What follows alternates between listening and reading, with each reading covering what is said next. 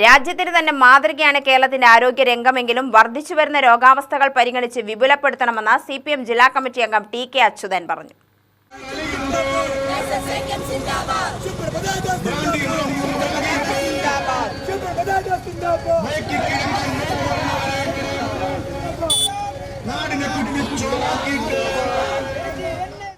വിവിധ ആവശ്യങ്ങൾ ഉന്നയിച്ച് KGNA കലക്ടറേറ്റിന് മുമ്പിൽ നടത്തിയ പ്രതിഷേധം TK അച്യുതൻ ഉദ്ഘാടനം ചെയ്തു.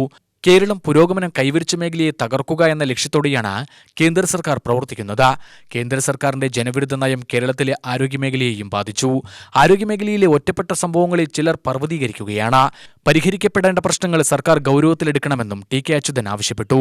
ശമ്പള പരിഷ്കരണം നടപ്പിലാക്കുക, DA ശമ്പള കുടിശ്ശിക അനുവദിക്കുക, സ്റ്റാഫ് പാറ്റേൺ പുതുക്കി നിശ്ചയിക്കുക, മെഡിസെപ്പിലെ അപാകതകൾ പരിഹരിക്കുക, താൽക്കാലിക ജീവനക്കാരുടെ വേതനം വർദ്ധിപ്പിക്കുക തുടങ്ങിയ ആവശ്യങ്ങൾ ഉന്നയിച്ചായിരുന്നു KGNA സമരം സംഘടിപ്പിച്ചത്.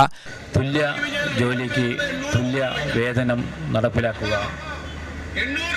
പരിയാരം മെഡിക്കൽ കോളേജിലെ നഴ്സുമാരുടെ ഇൻ്റഗ്രേഷൻ നടപടികൾ പൂർത്തീകരിക്കുക, ESI ഹോമിയോ ആശുപത്രികളിലെ നഴ്സുമാരുടെ പ്രശ്നങ്ങൾക്ക് പരിഹാരം കാണുക, സ്വകാര്യ മേഖലയിലെ നഴ്സുമാർക്ക് നേരെയുള്ള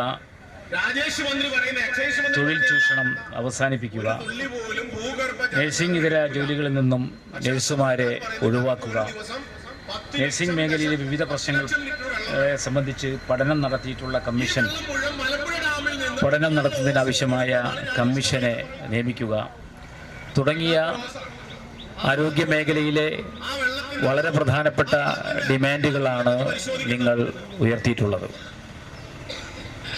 നിങ്ങളുടെ ഡിമാൻഡ് എന്ന് പറഞ്ഞാൽ ഇത് പൊതുജനത്തിൻ്റെ കൂടി ഡിമാൻഡായിട്ടാണ് CIQ ഈ ഡിമാൻഡുകൾ നോക്കിക്കാണുന്നത്.